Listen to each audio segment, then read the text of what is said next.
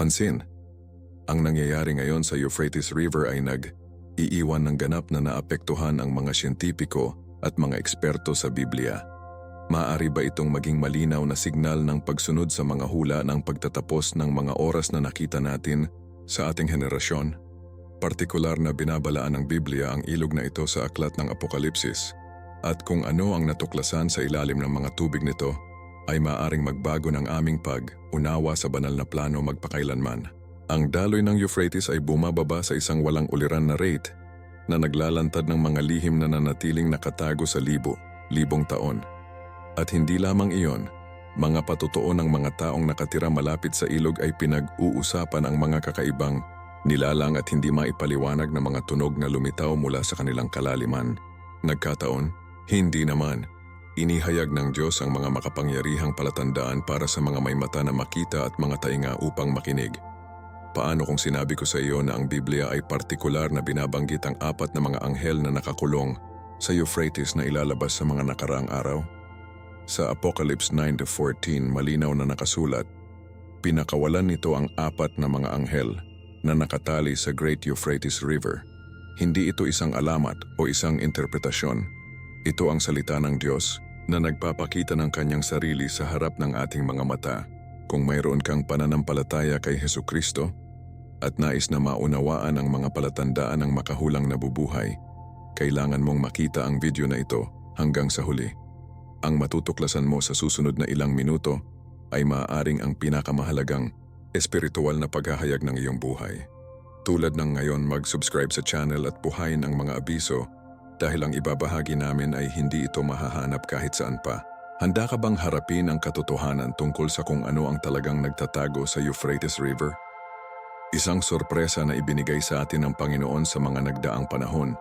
Hindi ba ito manghang kung paano patuloy na ibunyag ng Diyos ang kanyang mga kababalaghan sa pamamagitan ng paglikha? Ito ay lumiliko na ang mga siyentipiko ay hindi nagsalita bago ang isang hindi pa naganap na pagtuklas sa ilog Euphrates. Ang parehong ilog na nabanggit sa Biblia bilang isang saksi ng kasaysayan ng sangkatauhan. Anong barbarity?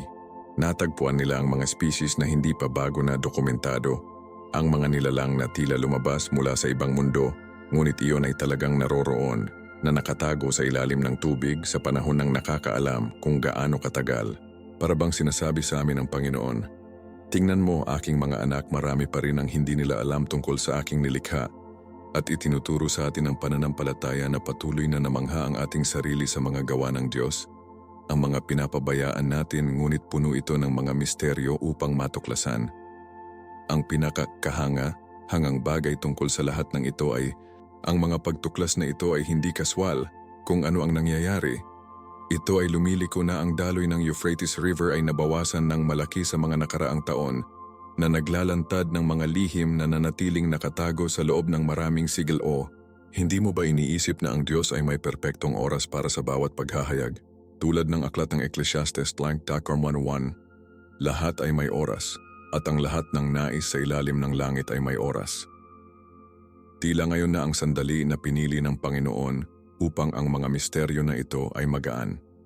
Ang mga siyentipiko ay nalilito dahil ang mga species na ito ay hindi dapat doon ayon sa kanilang kasalukuyang kaalaman. Ngunit tayo, ang mga naniniwala kay Hesukristo, alam na ang karunungan ng tao ay limitado sa kalawakan ng banal na nilikha. Ano ang imposibleng ipaliwanag ng agham sapagkat ang Diyos ay bahagi ng kanyang perpektong plano? O mga kaibigan, hindi ko maiwasang mabigla kapag nakita ko kung paano nabuhay ang mga hula sa Biblia sa harap ng aming mga mata. Dahil, alam mo ba kung ano? Mayroong mga nagtataas ng posibilidad na ang mga kaganapang ito ay hindi lamang nagkataon, ngunit ang katuparan ng mga sinaunang hula na nakasulat sa Biblia. Naaalala mo ba ang aklat ng Apocalypse? Doon natin pinag-uusapan ang tungkol sa Euphrates River at kung paano ang pagkatuyo nito ay gagampanan ng isang pangunahing papel sa mga kaganapan sa pagtatapos ng oras. Ano ang isang ginaw na lakad sa akin kapag iniisip mo ito? At hindi ito mas kaunti dahil nasasaksihan natin ang mga kaganapan na maisip lamang ng ating mga ninuno. Sa pamamagitan ng mga banal na kasulatan, inaanyayahan tayo ng pananampalataya na maging alerto maging tulad ng masinop na mga birhen na nagpapanatili ng kanilang mga ilaw na lampara, naghihintay para sa pagdating ng asawa, ang ating Panginoong Hesukristo. Sapagkat walang nakakaalam sa araw o oras, ngunit maaari nating makilala ang mga palatandaan ng mga oras. Ang iba pang mga eksperto ay nagmumungkahi na ang mga natuklasan na ito ay maaaring maging paghahayag ng isang nakalimutan na bahagi ng kasaysayan ng tao, na wala ang mga kabanata ng ating nakaraan na maaaring magbago ng ating pag-unawa sa sinaunang mundo. Paano kung ang mga bagong natuklasang nilalang na ito ay nabanggit sa mga dating manuskrito na hindi natin alam kung paano i-interpret ng tama? Nakatutuwang mag-isip tungkol sa kung paano napanatili ng Diyos ang mga kayamanan na ito sa ilalim ng tubig ng Euphrates, naghihintay para sa tumpak na sandali upang ipakita sa kanila. Tulad ng sinabi ng awit 33:11, ang konseho ng Jehova ay nananatiling magpakailanman, ang mga saloobin ng kanyang puso para sa lahat ng henerasyon. Walang nakatakas sa kalooban ng Panginoon at ang bawat pagtuklas, bawat paghahayag ay may layunin sa kanyang walang hanggang plano. Sinasabi sa amin ng Biblia ang tungkol sa mga higante, kamangha, manghang mga nilalang at mga kaganapan na hamon ng ating modernong pag-unawa. Maaari bang ang mga natuklasang ito ay makakatulong sa amin na mas maunawaan ang mga talatang iyon na tila misteryoso? Ang katotohanan ay ang mga pagtuklas na ito ay nagpukaw ng isang nabagong interes sa pag-aaral ng mga banal na kasulatan at ang kanilang kaugnayan sa kasaysayan at arkeolohiya.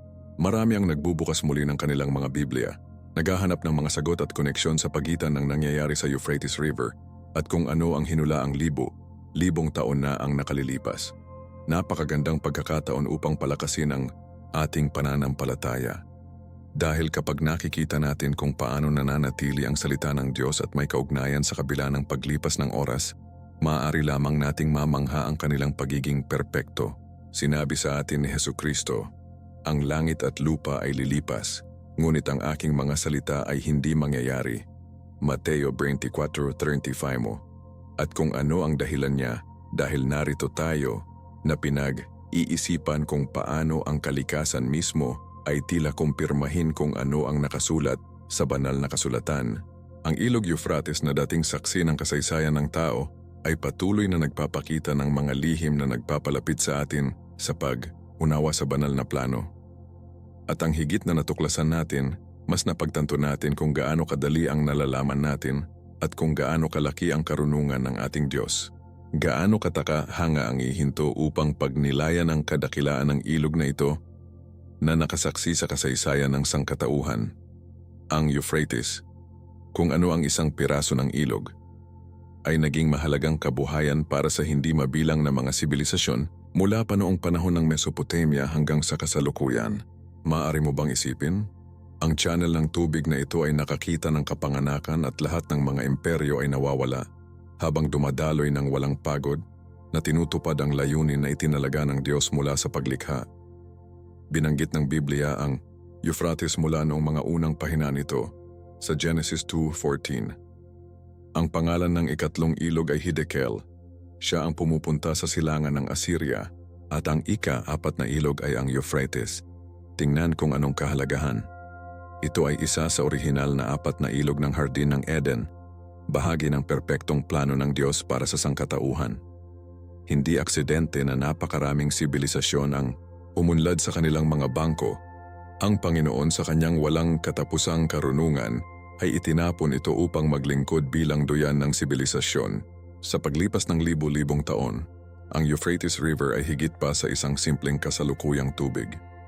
Ito ay isang likas na hangganan sa pagitan ng mga bansa, ruta ng komersyal, mapagkukunan ng buhay at, para sa marami, isang sagradong simbolo. Ang mga taga-Babylonia, ang mga Asyano, ang mga Persian, silang lahat ay nagtayo ng kanilang mga imperyo sa paligid ng ilog na ito na inayos ng Diyos bilang isang pagpapala sa mundo. Napakahusay na makita kung paano ginagamit ng Panginoon ang kalikasan upang matupad ang kanyang mga disenyo. At ang pinakakahanga-hanga ay ang kahalagahan nito ay hindi limitado sa nakaraan. Hindi naman, sa kasalukuyan, mahalaga pa rin sa milyon-milyong mga tao na umaasa sa mga tubig nito upang mabuhay. ngunit lampas sa geographical, pang-ekonomiya o makasaysayang kahalagahan nito, na talagang ginagawang espesyal ang Euphrates ay ang papel nito sa mga hula sa Biblia. Itinuro sa atin ni Hesukristo na maging matulungin sa mga palatandaan ng mga panahon at ang ilog na ito ay walang alinlangan na isa sa pinakamahalaga na dapat nating sundin ng mga mata ng pananampalataya. O kung ano ang panginginig sa kanilang paglalakbay kapag iniisip ito. Sa aklat ng Apocalypse, partikular na binabanggit ng Biblia na ang pagpapatayo ng Euphrates ay nauna sa pinakabagong mga paghaharap sa pagtatapos ng oras. Sa Apocalypse 16:12 sinabihan tayo, "At ang ika-6 na anghel ay nagbuhos ng kanyang tasa sa Great Euphrates River, at ang kanyang tubig ay natuyo, upang ang daan patungo sa mga hari ng silangan ay handa. Hindi mo ba ito kamangha-mangha?" Ang hula na ito, na isinulat halos 2,000 taon na ang nakalilipas, ay nagsasalita ng isang napakatiyak na kaganapan na may kaugnayan sa ilog na ito. At kung ano ang nakikita natin ngayon, na may marahas na pagbawas ng daloy nito dahil sa pagbabago ng klima at ang pagtatayo ng mga dam, hindi ba ito ang simula ng pagsunod sa hula na ito? Ang Diyos, sa kanyang perpektong karunungan, ay itinatag ang mga kaganapang ito sa kanyang salita upang, kung kailan ang oras, makikilala natin ang kalapitan ng kanyang pagdating, hindi para sa atin na mabuhay ng may takot kung ano ang nangyayari. Maraming mga iskolar ng Biblia at mga taong may pananampalataya na matatag na naniniwala na ang kasalukuyang pagbaba sa daloy ng Euphrates ay, sa katunayan, isang tanda ng makahulang. At hindi ito para sa mas kaunti dahil ang mga pagbabagong nasasaksihan natin ay dramatiko at hindi pa naganap. Sa ilang mga seksyon, ang ilog ay nawala hanggang sa 40% ng karaniwang dami nito na naglalantad ng lupain na nalubog sa loob ng maraming siglo. Nagkataon, para sa mga nagtitiwala sa salita ng Diyos, walang mga coincidences ngunit banal na patunay. Tulad ng paalalahanan sa amin ni Isaiah 46:10, sinabi ng Panginoon, "Inanunsyo ko kung ano ang nagmumula sa simula at mula sa mga sinaunang panahon kung ano ang hindi pa nagawa." Ang ating Diyos ay isang Diyos ng kaayusan na may kontrol sa lahat. Kahit na ang mundo ay tila bumagsak sa kaguluhan, isinasagawa niya ang kanyang perpektong plano, hakbang, tulad ng inihayag sa mga banal na akda. At tayo bilang kanyang mga anak ay may pribilehiyo na masaksihan ang mga kaganapang ito at pag-unawa sa kanila sa ilaw ng pananampalataya kay Hesukristo. Mahalaga, gayunpaman, na hindi tayo nahuhulog sa mga alarma o sa mabilis na pagpapakahulugan. Itinuturo sa atin ng Biblia na maging masinop bilang mga ahas at simple bilang mga kalapati. Mateo 10:16. Oo, dapat tayong matulungin sa mga palatandaan, ngunit palaging ginagabayan ng banal na espiritu at ang malusog na doktrina. Ang nangyayari sa Euphrates ay, nang walang pag-aalinlangan, makabuluhan mula sa isang pananaw sa Biblia, ngunit tandaan na ang Diyos lamang ang nakakaalam ng eksaktong mga oras. Ang ating tungkulin bilang mga mananampalataya ay manatiling matatag sa pananampalataya, ibahagi ang ebanghelyo ng kaligtasan at mabubuhay araw na parang ito ang huli, pinarangalan ng Diyos sa lahat ng ating ginagawa, sapagkat pagkatapos ng lahat, kung ang Panginoon ay darating bukas o sa 100 taon, ang mahalagang bagay ay hahanapin niya tayo ng kanyang kalooban, nagmamahal sa ating kapwa at niluluwalhati ang kanyang pangalan. Ang Euphrates kasama ang lahat ng makasaysayang at makahulang kahalagahan nito ay nagpapaalala sa atin na bahagi tayo ng isang mas malaking banal na plano kaysa sa maaari nating isipin. Isang plano na nagsimula sa nakaraang kawalang hanggan at umaabot sa hinaharap na kawalang hanggan. Ngunit hindi natin maaaring pag-usapan ang tungkol sa Euphrates nang hindi binabanggit ang kanilang koneksyon sa mga tao ng Israel at ang mga pangako ng Diyos. Sa Genesis 15-18, ipinangako ng Panginoon si Abraham, "Sa iyong mga anak ay ibibigay ko ang lupain na ito, mula sa ilog ng Egypt hanggang sa Rio Grande ang Euphrates River." Ang pangakong teritoryo na ito, na bahagi ng tipan na ginawa ng Diyos kay Abraham, ay nagpapakita ng kahalagahan ng Euphrates bilang isang hangganan ng ipinangakong teritoryo. At bagaman sa buong kasaysayan ang mga Hudyo ay nagkaroon ng isang komplikadong relasyon sa lupang ito, ang pangako ng Diyos ay nakatayo pa rin. sapagkat habang ipinapaalala sa atin ang mga numero 23 to 19, ang Diyos ay hindi isang tao upang siya ay tumingin, walang anak ng tao na magsisisi, sinabi niya at hindi, nagsalita siya at hindi ito isasagawa. Ang katapatan ng Diyos ay hindi nagbabago at ang kanyang salita ay nananatiling magpakailanman. Kaya, habang pinag-iisipan natin ang mga pagbabago sa Ilog Euphrates at sumasalamin sa makahulang kahulugan nito, magagawa natin ito ng buong kumpiyansa na ang lahat ay nasa ilalim ng soberanong kontrol ng ating Ama sa Langit na nagmamahal sa atin at nag-aalaga sa atin ng walang hanggang pag-ibig. Ang nangyayari sa Ilog Euphrates ay isang bagay na nag-iiwan sa ating lahat sa kanilang mga bibig na nakabukas. Ang marahas na pagbawas ng daloy ay nakalantad ng isang tunay na kayamanan ng arkeolohiko, mga pagkasira ng mga sinaunang lungsod, nakalimutan ng mga templo at artifact na nanatiling nakatago sa ilalim ng tubig sa loob ng maraming siglo. Hindi ba mangha kung paano inihayag ng Diyos ang mga lihim na ito sa ating panahon? Tulad ng sinasabi ng aklat ni Daniel 2:22, inihayag niya ang malalim at nakatago. Alamin kung ano ang nasa kadiliman at kasama niya ito ay naninirahan sa ilaw. Tila napagpasyahan ng Panginoon na ito ang tamang oras para matuklasan natin ang mga vestiges ng nakaraan. Ang ilan sa mga natuklasan na ito ay nagbabago sa aming pag-unawa sa mga sinaunang sibilisasyon tulad ng Sumeria, Assyria at Babylonia. Kabilang sa mga pinaka-nakakagulat na pagtuklas ay ang mga labi ng kung ano ang tila isang templo na nakatuon sa mga nakalimutan ng mga Diyos, na may mga inscription na ang mga arkeologo ay nagsisimula pa ring mag-decipher. Napakahusay na makita kung paano kumpirmahin ng kasaysayan ng paulit-ulit ang katotohanan ng Biblia. Ngunit ang talagang nag-iwan ng mga naguguluhan na siyentipiko at eksperto ay ang madalas na mga ulat ng mga kakaibang ingay mula sa kailaliman ng ilog. Anong misteryo? Ang mga lokal na mangingisda na nakakaalam ng mga Euphrates tulad ng palad ng kanilang kamay, ay tiyakin na hindi pa sila nakarinig ng isang bagay na katulad. Inilarawan nila ang mga tunog na ito bilang isang halo sa pagitan ng mga malalim na bellows at isang metal na buzz na tila sumasalamin mula sa kama ng ilog. Maaari ba itong maging isang natural na pagpapakita dahil sa mga pagbabago sa daloy? O may iba pa, isang bagay na hindi ipinaliwanag ng ating limitadong pag-unawa sa tao? Ang Biblia ay nagpapaalala sa amin sa Isaiah 55:8-9, sapagkat ang aking mga saloobin ay hindi ang iyong mga saloobin, o ang iyong mga landas sa aking mga landas, sabi ni Jehova, bilang ang langit ay mas mataas kaysa sa lupa, kaya ang mga ito ay mas mataas ang aking mga kalsada kaysa sa iyong mga landas, at ang aking mga saloobin kaysa sa iyong mga saloobin. Marahil ay nasasaksihan natin ang isang bagay na nakatakas sa ating kasalukuyang pag-unawa, ngunit bahagi ito ng perpektong plano ng Diyos para sa mga oras na ito. At parang ang mga kakaibang ingay ay hindi sapat upang pukawin ang aming pag-usisa, mayroon ding maraming mga patotoo sa mga paningin ng mga mahiwagang nilalang sa ilog. Ano ang isang hindi paniwalang bagay? Ang mga tao mula sa iba't ibang mga pamayanan sa buong Euphrates ay nagsasabing nakakita ng mga nilalang na hindi tumutugma sa anumang kilalang species. Inilalarawan nila ang mga malalaking nilalang na may maliwanag na kaliskis at mga mata na tila nasusunog tulad ng mga ember.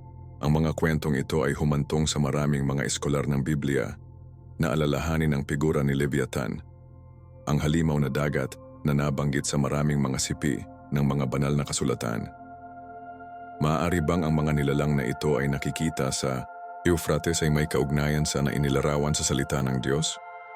Itinuro sa atin ni Hesukristo na makilala ang mga oras at marahil ang mga paningin na ito ay bahagi ng mga palatandaan na dapat nating bigyang kahulugan ng may karunungan at pag-unawa. Hindi mahulog sa walang kabuluhan na mga pamahiin, ngunit upang maging alerto tulad ng hinihiling sa atin ng ating tagapagligtas. Sa libro ni Job, nakita namin ang isang detalyadong paglalarawan ng Leviathan na nanginginig kapag inihambing namin ito sa kasalukuyang mga patotoo. Sinasabi sa amin ng Job 41:13-21, sino ang matutuklasan sa harap ng iyong damit? Sino ang lalapit sa kanya ng dobleng preno? Sino ang magbubukas ng mga pintuan ng kanyang mukha?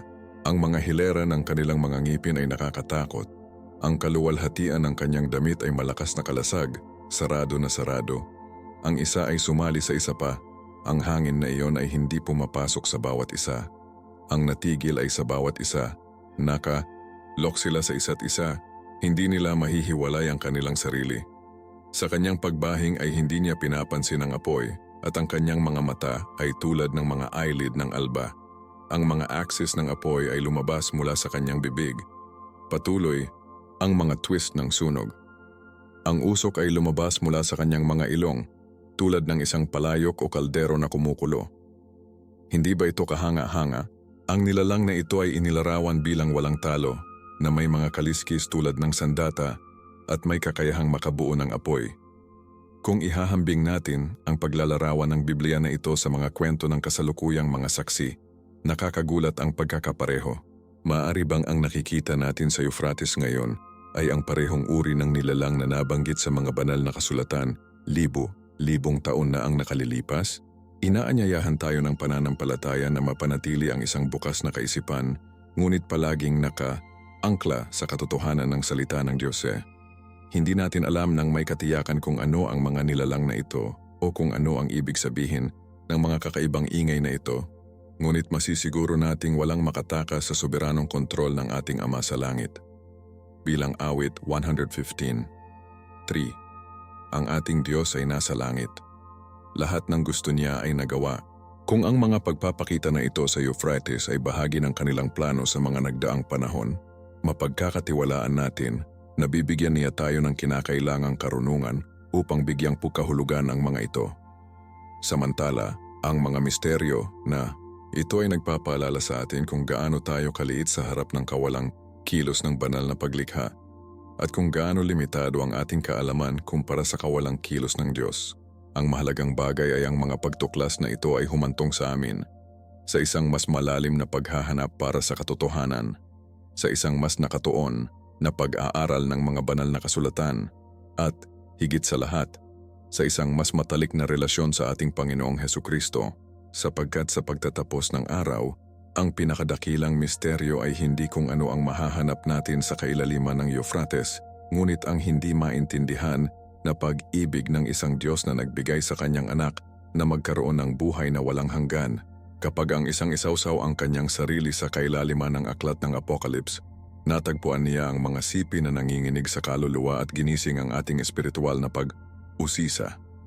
Ang isa sa mga pinaka-nakakainis at labis na labis ay, nang walang pag-aalinlangan, ang pagbanggit ng 4 na mga anghel na nakatali sa ilog Euphrates. Ano ang isang paghahayag? Sa Apocalypse 9:13-15, sinabi sa amin ng Biblia, ang ika-6 na anghel ay humipo sa trompeta at narinig ang isang tinig sa 4 na sungay ng gintong dambana na bago ang Diyos na nagsasabi sa ika-6 na anghel na mayroon siyang trompeta. Pinakawala ng 4 na mga anghel na nakatali sa Great Euphrates River at ang 4 na mga anghel na handa sa oras, araw, buwan at taon ay pinakawalan upang patayin ang pangatlo sa mga kalalakihan. Napagtanto ba nila ang laki ng hula na ito? Ito ay hindi anumang mga anghel. Ang mga ito ay mga makalangit na nilalang na nakapaloob, limitado ng banal na kalooban, naghihintay ng isang tiyak na sandali sa plano ng Diyos na mapalaya. At ano ang ibig sabihin na ang mga anghel na ito ay nakatali? Ang salitang ginamit sa orihinal na teksto ay nagmumungkahi ng isang paghihigpit, isang limitasyong ipinataw ng Diyos mismo. Hindi ito mga banal na anghel tulad ng Gabriel o Miche, ngunit sa halip, ayon sa maraming mga teologo, ang mga nahulog na anghel o espiritual na mga nilalang na kumakatawan sa mga mapanirang puwersa. Ano ang kahanga?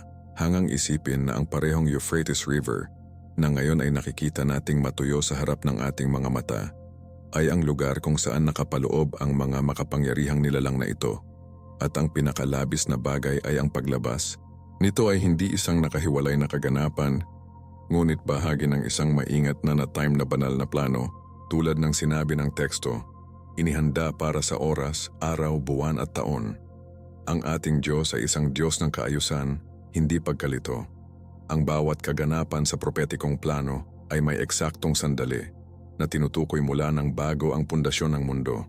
Binalaan tayo mismo ni Hesukristo na kami ay matulungin sa mga palatandaan ng mga oras at ang kasalukuyang estado ng mga Euphrates ay maaaring maging isa sa mga pinakamahalaga. Ang pagpapakawala ng 4 na mga anghel na ito ay magdadala ng isang hindi pa naganap na pagkawasak. Malinaw ang teksto ng Biblia. Ang layunin nito ay patayin ang ikatlong bahagi ng mga kalalakihan. Napakahusay na pahayag. Pinag-uusapan natin ang tungkol sa isang banal na paghuhusga ng mga sakuna na makakaapekto sa bilyong tao. Bakit papayagan ng Diyos ang isang bagay na ganyan? Dapat nating tandaan na inilarawan ng Apocalypse ang pangwakas na paghuhusga ng Diyos sa isang mundo na tinanggihan ng kanyang pag-ibig at ginusto na sundin ang kanyang sariling mga landas. Tulad ng 1 Pedro 3:9 ay nagpapaalala sa atin. Ang Panginoon ay hindi naantala ang kanyang pangako. Ayon sa ilan ay mayroon sila bilang isang pagkaantala. Ngunit mapagpasensya sa amin, hindi nais ang anumang mga permits. Ngunit ang lahat ay nagpatuloy sa pagsisisi. Ang pasensya ng Diyos ay may limitasyon. At ang mga apokaliptik na paghatol na ito ang pangwakas na pagpapakita ng kanyang perpektong hustisya tungkol sa isang sangkatauhan na patuloy na hinamon ng kanyang autoridad. Gayunpaman, kahit na sa gitna ng paghuhukom, ang awa ng Diyos ay nagpapakita ng sarili dahil ang mga kaganapang ito ay isang huling tawag din sa pagsisisi para sa mga hindi pa tumanggap ng kaligtasan kay Kristo.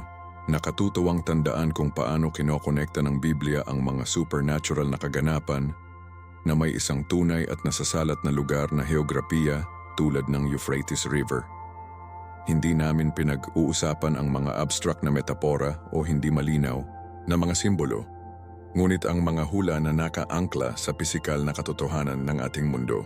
At ito ay tiyak kung ano ang gumagawa ng kasalukuyang mga kaganapan sa Euphrates na napakahalaga mula sa isang makahulang pananaw. Bilang mga naniniwala sa salita ng Diyos, hindi natin maiwalang bahala ang pag-uugnay ng mga salik na ito. Ang isang ilog na partikular na nabanggit sa mga hula ng apokaliptik ay nakakaranas ng mga dramatikong pagbabago kung maraming iba pang mga palatandaan ng pagtatapos ng oras ay tila nagpapakita sa paligid natin. Nagkataon, itinuturo sa atin ang pananampalataya na sa plano ng Diyos ay walang mga coincidences, ngunit banal na patunay. Tulad ng sinabi ni Jesus sa Lucas 21:28, kapag ang mga bagay na ito ay nagsisimula na mangyari, erguiyos at itaas ang iyong ulo sapagkat malapit na ang iyong pagtubos. Ang kaganapang ito, ang pagpapalaya ng 4 na mga anghel ng Euphrates, ay nakikita ng maraming mga iskolar ng Biblia bilang isang tanda ng pagtatapos ng oras. Isang malinaw na tanda na ang kasaysayan ng tao ay malapit sa banal na rurok nito at hindi ito mas kaunti dahil ang Apocalypse ay naglalagay ng kaganapang ito sa konteksto ng 7 trompeta na kung saan ay bahagi ng pangwakas na pagkakasunod. Sunod ng mga paghatol na nangunguna sa maluwalhating pagbabalik ni Kristo. Handa ba tayong harapin ang mga oras na ito? Hinihikayat tayo ng Biblia na maging mapagbantay, maging tulad ng masinop na mga birhen na nagpapanatili ng langis sa kanilang mga lampara habang hinihintay ang asawa. Sa Mateo de Manacuarter, 42 work, binalaan tayo ni Jesus, gising kung gayon dahil hindi mo alam kung anong oras ang darating ang iyong Panginoon. Ngunit alamin ito, na kung alam ng Ama kung anong oras ang magnanakaw ay darating, manood, at huwag hayaang papabagsakin ang kanyang bahay. Sa makatuwid, naghanda ka rin, dahil ang anak ng tao ay darating sa oras na hindi mo iniisip. Ang pananampalataya sa Diyos at ang kanyang salita ay nagbibigay sa atin ng katiyakan na anuman ang magulong ang mga oras na kinakaharap natin, ang ating walang hanggang kapalaran ay ligtas sa mga kamay ng isa na nagpapatalo ng kamatayan at nag-alok sa atin ng buhay na walang hanggan. At habang pinagmamasdan natin ang pagkamangha sa mga pagbabago sa Euphrates River, maalala natin na ang bawat hula na natutupad ay isa pang kumpirmasyon ng katotohanan ng mga banal na kasulatan at isa pang dahilan upang magtiwala na matutupad ng Diyos ang lahat ng kanyang mga pangako. Kung pinag-uusapan natin ang tungkol sa mga hiwaga ng Euphrates, hindi natin maiiwasan ang pagpasok sa walang hanggang labanan na kosmiko sa pagitan ng ilaw at kadiliman, sa pagitan ng Diyos at ng mga puwersa ng kasamaan. Ang Biblia, ang banal na kumpas na gumagabay sa aming mga hakbang, ay nagsasalita ng malawak tungkol sa mga nahulog na demonyo at mga anghel na naimpluwensyahan ang kasaysayan ng tao mula noong pagkahulog sa Eden. Anong tela? Ang mga nilalang na ito na dating nasa maluwalhating presensya ng Diyos ay nagpasya na maghimagsik kasunod ni Lucifer sa kanyang hamon sa makapangyarihan sa lahat. Bilang sa Pedro 2:4, sapagkat kung hindi pinatawad ng Diyos ang mga anghel na nagkasala, ngunit ibinabato sila sa impyerno, ay nagbigay sa kanila ng mga bilangguan ng kadiliman na nakalaan para sa paglilitis. Ang espiritual na katotohanan na ito ay hindi pantasya o pamahiin, ngunit isang pangunahing bahagi ng pananaw sa Biblia na si Hesukristo mismo ang nakumpirma sa panahon ng kanyang ministeryo sa lupa. Ang mga nahulog na nilalang na ito ay hindi lamang mga karakter ng mga sinaunang alamat, ngunit ang mga tunay na nilalang na nagpapatakbo sa espiritual na mundo, sinusubukan na biguin ang plano ng kaligtasan na itinatag ng Diyos para sa sangkatauhan. Ano ang isang labanan na ipinaglalaban sa mga sukat na hindi nakikita ng ating mga mata? Binalaan tayo ng banal na kasulatan sa Efeso 5:10, sapagkat wala tayong pakikipaglaban sa dugo at laman, ngunit laban sa mga punong guro, laban sa mga kapangyarihan, laban sa mga gobernador ng kadiliman ng siglo na ito, laban sa mga espiritual na host ng kasamaan sa mga rehiyon ng langit. Ang hindi nakikita na digmaan na ito ay may napakanasasalat na mga repercussions sa ating pisikal na mundo. Ang mga salungatan, ang mga sakit, ang kasamaan na nakikita natin sa paligid natin ay, sa maraming kaso, ang mga pagpapakita ng espiritual na pakikibaka na nagsimula bago ang paglikha ng tao at magtatapos sa pangwakas na paghuhusga. Ngunit hindi tayo natatakot, sapagkat ang pinakadakila ay ang isa sa atin kaysa sa isa sa mundo, tulad ng siniguro sa atin ng Juan 4:4. Ang pananampalataya sa Diyos ay nagbibigay sa atin ng tagumpay sa labanan na ito. Ang kamangha-manghang bagay tungkol sa walang hanggang pakikibaka na ito ay hindi ito isang paghaharap sa pagitan ng mga katumbas. Hindi naman, ang Diyos ay soberanya at makapangyarihan, at ang mga puwersa ng kasamaan, bagaman ang makapangyarihan mula sa ating pananaw ng tao, ay ganap na limitado sa kapangyarihan ng tagalikha. Tulad ng sinabi ni Job 26:14, narito, ang mga bagay na ito ay mga gilid lamang ng kanilang mga landas, at kung gaano bahagyang ang bulong na narinig natin tungkol sa Kanya. Ngunit ang kulog ng Kanyang kapangyarihan, sino ang nakakaintindi nito? Ang pangunahing hindi pagkakapantay, pantay na ito sa labanan ng kosmiko, ay humahantong sa atin na tanungin ang ating sarili. Bakit pinapayagan ng Diyos na magpatuloy ang pakikibaka na ito? Ang sagot, kahit na mahiwaga sa maraming paraan, ay naugnay sa malayang kalooban na ipinagkaloob sa atin ng Panginoon at ang Kanyang pagnanais na bumalik tayo sa kay-anya para sa pag-ibig, hindi para sa pamimilit. Si Hesukristo mismo ay nahaharap sa tukso ng kasamaan sa disyerto na ipinapakita sa atin na ang tagumpay sa kasamaan ay nakamit sa pamamagitan ng pagsunod sa salita ng Diyos at pagsumite sa Kanyang perpektong kalooban. Sa tuwing pipigilan natin ang kasamaan at pipiliin ang landas ng hustisya, aktibo tayong nakikilahok sa kosmikong labanan sa panig ng Diyos. Gayunpaman, mayroong isang malawak na paniniwala sa mga eskolar ng Biblia na ang ilan sa mga nahulog na anghel, lalo na ang mga nakagawa lalo na malubhang pagsalangsang, ay nakakulong sa mga tiyak na lugar ng mundo hanggang sa araw ng pangwakas na paghuhusga, at ang isa sa mga lugar na ito, ayon sa maraming mga interpretasyon ng mga banal na kasulatan, ay maaaring maging tiyak na ilog Euphrates. Ano ang isang panginginig na isipin na sa ilalim ng mga tubig na nakikita natin ngayon ay nakakulong upang makulong ang mga espiritual na nilalang ng ganoong kadakilaan? Sinasabi sa amin ng Judas Onruix, at ang mga anghel na hindi nagpapanatili ng kanilang dignidad, ngunit iniwan ang kanilang sariling tirahan, ay pinanatili sila sa ilalim ng madilim sa walang hanggang mga bilangguan para sa paghatol ng magandang araw. Ang paglalarawan ng mga nakakulong na anghel ay nagtutugma ng perpekto sa nabasa natin sa Apokalipsis tungkol sa 4 na mga anghel na nakatali sa Euphrates.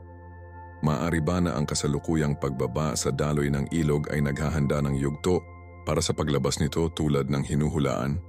Inaanyayahan tayo ng pananampalataya na maging mapagbantay at makilala ang mga oras sa espiritual na karunungan. Ang ideya na ang mga nilalang na ito ay naghihintay para sa kanilang paglaya sa araw ng paghuhukom ay nagdaragdag ng labis na sukat sa kasalukuyang mga kaganapan sa Euphrates. Sapagkat kung ang mga hula sa Biblia ay eksaktong at alam natin na sila, kung gayon ang nasasaksihan natin ay maaaring maging paghahanda para sa isa sa mga pinaka-dramatikong kaganapan sa kasaysayan ng tao. Bilang mga mananampalataya sa salita ng Diyos, hindi natin mapapansin ang mga koneksyon na ito. Ngunit hindi tayo dapat mahulog sa takot o paranoia. Alalahanin natin ang mga nakakaaliw na salita ng ating tagapagligtas sa Juan 10:33. Sa mundo, magkakaroon ka ng pagdurusa, ngunit tiwala na talo ko ang mundo. Ang pangwakas na tagumpay ay tiniyak na. Si Kristo ay nagtagumpay sa mga kapangyarihan ng kasamaan sa krus ng Kalbaryo at kahit na ang labanan ay nagpapatuloy, ang resulta ay natukoy na. Ang ating responsibilidad ay manatiling matatag sa pananampalataya, nagbihis ng lahat ng sandata ng Diyos tulad ng hinihimok tayo ni Pablo sa Efeso 6. At habang pinagmamasdan natin ang mga pagbabago sa ilog ng Euphrates at sinasalamin natin ang posibleng kahulugan ng makahulang ito, magagawa natin ito sa kapayapaan na higit sa lahat ng pag-unawa. Alam niya na ang ating buhay ay nasa ating mga kamay ng ating kaligtasan. Ano ang isang pambihirang paglalakbay na isinagawa namin ng magkasama sa pamamagitan ng paggalugad ng mga hiwaga ng Euphrates River. At ngayon, mahal na mga kapatid kay Kristo, oras na upang pagnilayan ang lahat ng aming natuklasan. Hindi ba, sa palagay mo mangha kung paano ang salita ng Diyos ay patuloy na ibubunyag sa harap ng ating mga mata sa pamamagitan ng mga kontemporaryong mga kaganapan? Ang nasasaksihan natin sa Euphrates ay hindi lamang pagkakataon o nagkataon. Ito ang kamay ng Diyos na nagtatrabaho sa kasaysayan, tinutupad ang kanyang mga pangako at naghahanda ng yugto para sa grand final na inihayag mula pa noong unang panahon, tulad ng sinabi ng awit 33:11. Ang konseho ng Jehova ay nananatiling magpakailanman, ang mga saloobin ng kanyang puso para sa lahat ng henerasyon. Pinapayagan tayo ng pananampalataya na makita ang lampas sa mga pang-agham na katotohanan at kilalanin ang banal na plano na bubuo sa harap natin. Inaanyayahan kita sa bawat isa sa inyo na malalim na sumasalamin sa kahulugan ng mga kaganapang ito. Hindi bilang isa na nagmamasid sa isang palabas mula sa malayo, ngunit bilang aktibong mga kalahok sa plano ng Diyos para sa mga huling oras na ito. Anong responsibilidad ang mayroon tayo? Sapagkat ano ang sulit na malaman ang mga katotohanan ito kung hindi natin mailalapat ang mga ito sa ating pang-araw-araw na buhay?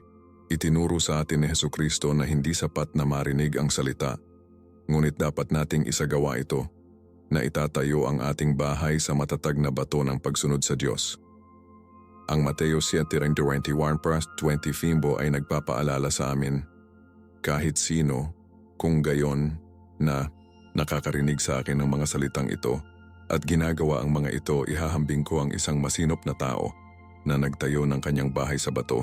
Bumaba ang ulan at dumating ang mga ilog at sumabog ang hangin at tinamaan ang bahay na iyon at hindi ito nahulog dahil itinatag ito sa bato.